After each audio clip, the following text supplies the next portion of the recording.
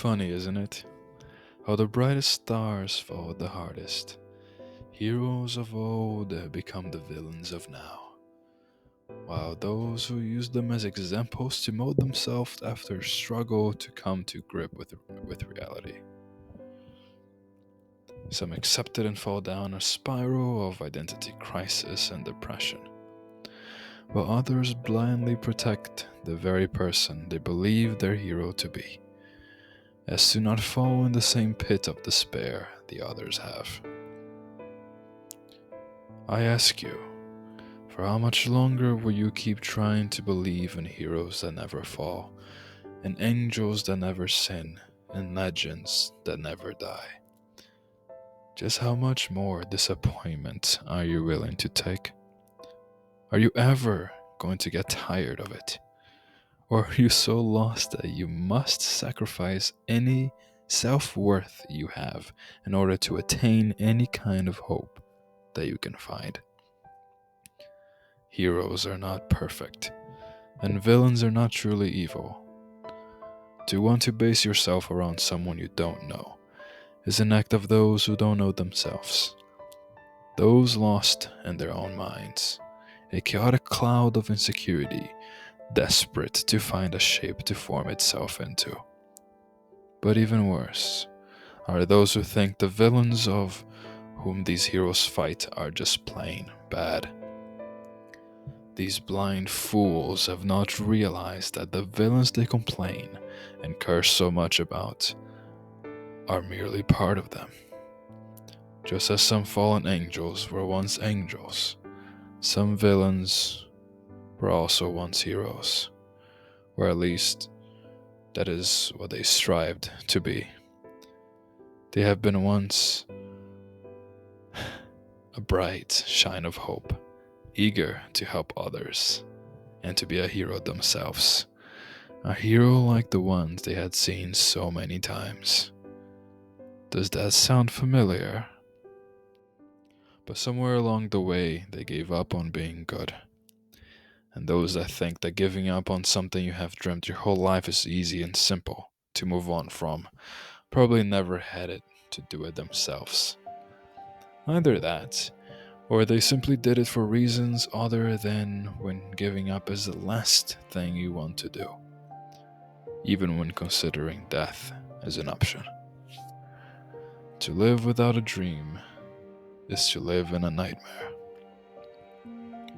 And there are only two ways to live in one: to bow down to the darkness or to become it. Only a monster can survive in a world full of monsters. And so, to fight the real evil that jeered them, that attacked them, that made fun of them, that hurt, screamed, backstabbed, betrayed, and lied to them over and over again, they had to become evil themselves. But the fall always hurts most when you had reached so high. To this day, as foolish as individuals can be, I still have not fully understood why anyone would be willing to fight, even die for them. They are the ones who usually create their own problems by acting on something or not doing anything to stop it. Why give those fools any leverage? Why give them such a false sense of hope? An illusion. Isn't a hero supposed to be good? So tell me, what kind of good person does all of this to the people that he should care about? None. That is why there are no heroes. There are just those who think that they're doing something good because others are praising them for it, like a dog serving its master to the death. But when they realize that the masters are even worse than the villains they have been fighting this whole time, when they realize that their masters are the ones to blame for most of the suffering and pain, the very things they should be fighting against, what will they do then? What can they do when the hand that feeds them is also the one stabbing them in the back? How can anyone afford to leave it. By killing the one that wields it. That is how. By ripping that weak flesh apart, then moving on to the next, and the next, and the next, and the next. Only then will you find freedom. Only then I was able to see the truth. That if you truly want to fight the evil of this world, you must devour it until there is nothing left, until there is no one or nothing that can ever become evil again.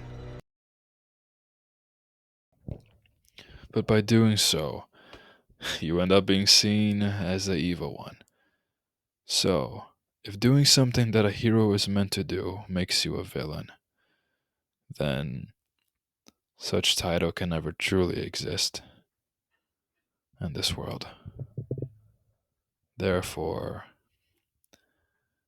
there are no heroes.